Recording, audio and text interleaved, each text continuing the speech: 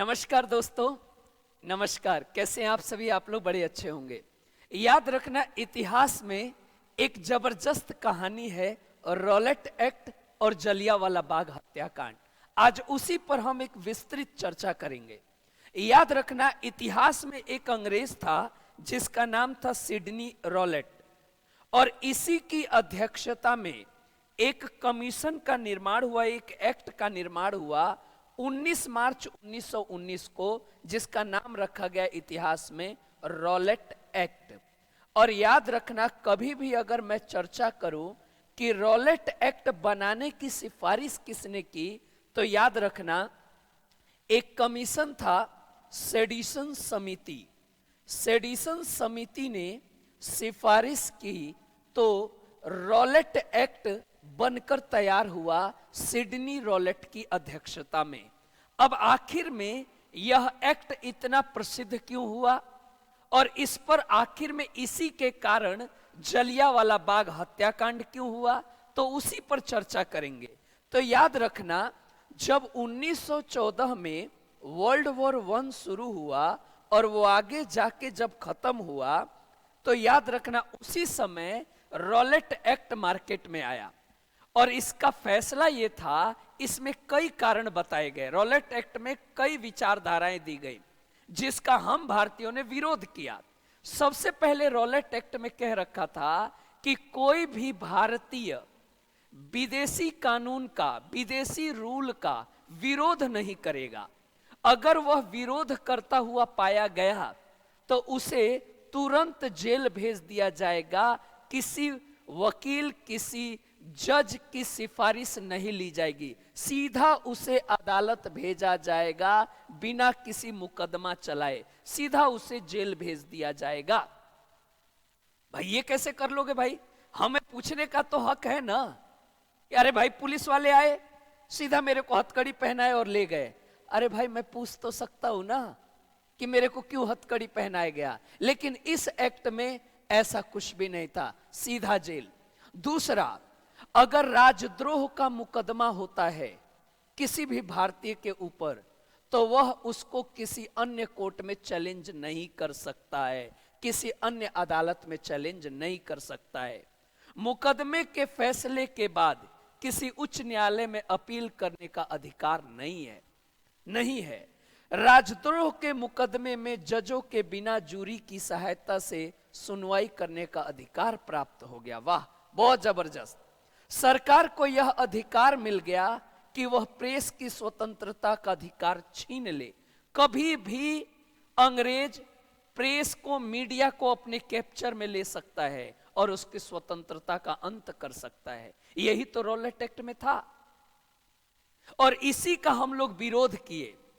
गांधी जी ने इस एक्ट को काला कानून घोषित कर दिया, लीपापोती का कानून कहा गया, बिना दलील का कानून कहा गया।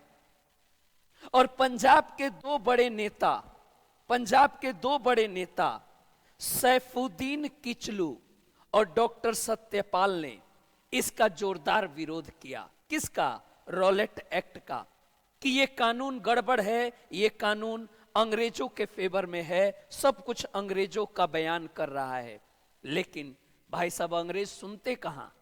अंग्रेजों ने तो सीधा इन लोगों को गिरफ्तार किया और इन लोगों को शिमला ले जाके नजरबंद कर दिया, इन दोनों को। और इन्हीं दोनों को छुड़ाने के लिए 13 अप्रैल 1919 को भारी संख्या में, हजारों की संख्या में भारत के लोग जलियांवाला बाग में इकट्ठा हो गए। आइए जलियांवाला बाग की छवि देखते हैं। जलियांवाला बाग में इकट्ठा हो गए और नारा लगाने लगे, अंग्रेज हाय हाय, अंग्रेज हाय हाय।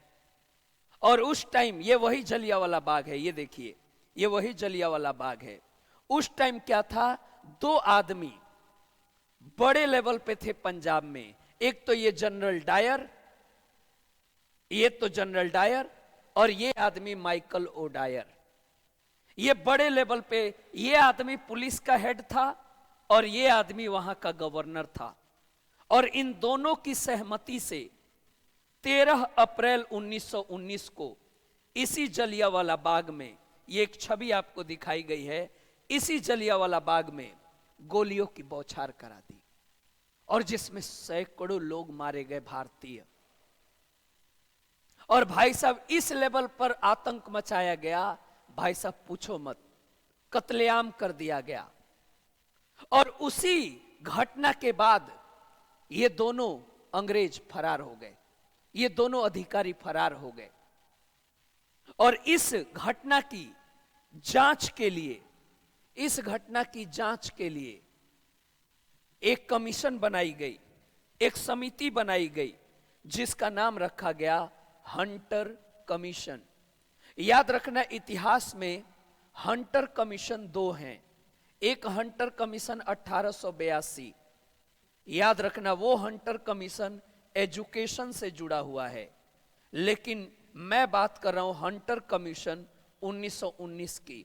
ये जलियांवाला बाग जांच के लिए बना है, जलियांवाला बाग जांच के लिए बना है। अब इसी का बदला लेने के लिए भारतीय इतिहास में जन्म लिया है एक सुपुत्र। भारतीय इतिहास में एक नाम है उधम सिंह। अब इनका किरदार शुरू हो जाता है। कहा जाता है कि 26 दिसंबर 1899 को पंजाब के, याद रखना, सुनाम गांव जो कि संगरूर जिला में पड़ता है, वहीं पर इनका जन्म हुआ था 1899 में। नाम है उधम सिंह। इन्हीं को कई लोग सरदार मोहम्मद सिंह आजाद भी कहते हैं। इन्हीं को लोग शेर सिंह के नाम से भी जानते हैं। याद रखना 1901 में इनकी माता जी का डेथ हो गया और 1907 में इनके पिताजी का डेथ हो गया, पिताजी की मृत्यु हो गई। और 1901 में माता जी की मृत्यु हो गई। और इनके भाई थे मुक्ता सिंह, और मुक्ता सिंह इनको लेकर पंजाब चले गए और पंजाब एक अनाथ आश्रम में रहने लगे, जहां मुक्ता सिंह की भी मौत हो गई 1917 में। और फाइनली अब ये अकेले हो गए हैं। और ये फिर 1924 में ये गदर पार्टी से जुड़ गए और अलग अलग देशों में ये भ्रमण भी किए। तब तक इनके पास जलियांवाला बाग का पूरा रिपोर्ट तैयार हो गया है। और इनके जहन में दो आदमी हैं, जनरल डायर और माइकल ओ डायर। और फाइनली ये 1927 में भारत लौटे और फिर इनको कुछ दिन 5 साल के लिए ये जेल चले गए।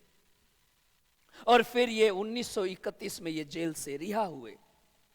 और अब इन्होंने मूड बना लिया है कि फाइनली ये कहां पहुंचेंगे, फाइनली ये लंदन जाएंगे और इसका बदला लेंगे।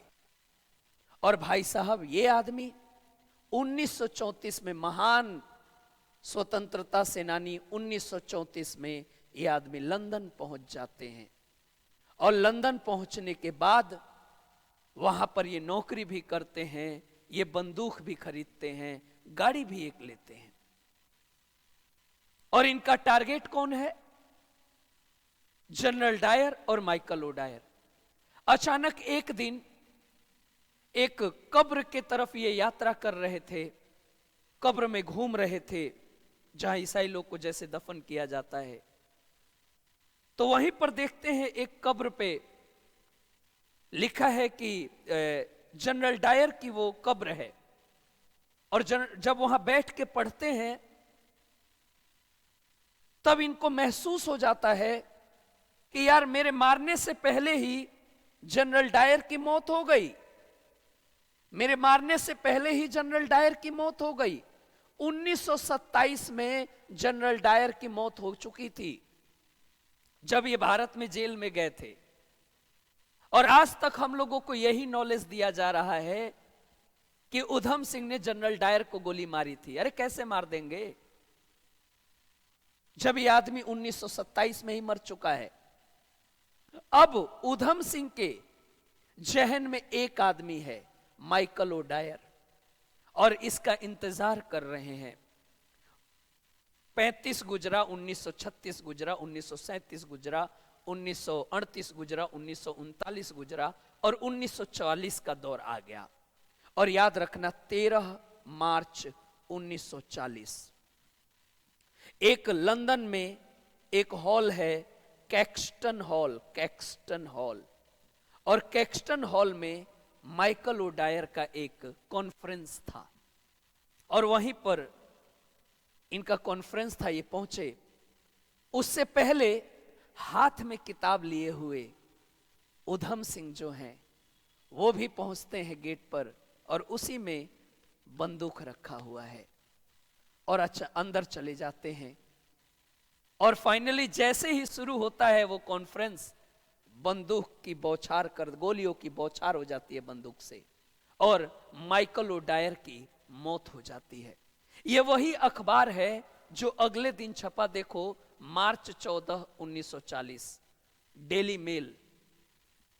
और इस अखबार में छपा और वो भागने की बिल्कुल भी कोशिश नहीं किए, बिल्कुल भी कोशिश नहीं किए। उन्हें गिरफ्तार कर लिया गया, सजा चला, मुकदमा चली। और याद रखना, इस भारत के सपूत को, याद रखना, इस भारत के सपूत को 31 जुलाई 1940 को लंदन में ही फांसी दे दी गई। और यह वीर सपूत भारत का हंसते हुए अपनी कुर्बानी दे दिया। लेकिन गर्व है इस वीर सपूत पर जिसने जलियांवाला बाग हत्याकांड का बदला ले लिया। अब नंबर है हमारी सरकार की। 1974 में इंदिरा गांधी पीएम थी, फखरुद्दीन अली राष्ट्रपति थे और ज्ञानी जैल सिंह पंजाब के चीफ मिनिस्टर थे, पंजाब के चीफ मिनिस्टर थे, सीएम थे। इन तीनों लोगों के सहयोग से यह फैसला किया गया कि उधम सिंह की समाधि अस्थियों को भारत लाया जाए। और इस क्रम में अटूट प्रयास हुआ और फाइनली 19 जुलाई 1940 को 1974 को 1974 को इनकी जो अस्थियां हैं एक कलश में रखकर भारत आ गई।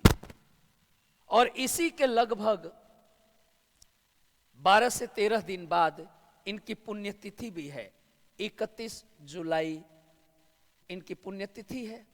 और 31 जुलाई 1974 को इस घड़े को 7 अलग अलग घड़े में बांटकर एक इनके गांव भी पहुंचाया गया, सुनाम, और वहां पर समाधि बनाई गई। एक रोजा शरीफ को दिया गया कि इनके नाम में राम मोहम्मद सिंह आजाद भी था जो अपना नाम बताते थे, तो आपका भी हक है। हिंदू सभा को भी दिया गया और म्यूजियम हॉल में है। इस तरीके से इनकी अस्थियों को भारत लाया गया और जलियांवाला बाग हत्याकांड का बदला इन्होंने ले लिया। ऐसे वीर सपूतों को बार बार नमन है, हम हमेशा इतिहास में इनको याद करते रहेंगे। ऐसी जानकारी के लिए मिलता रहूंगा। नमस्कार दोस्तों।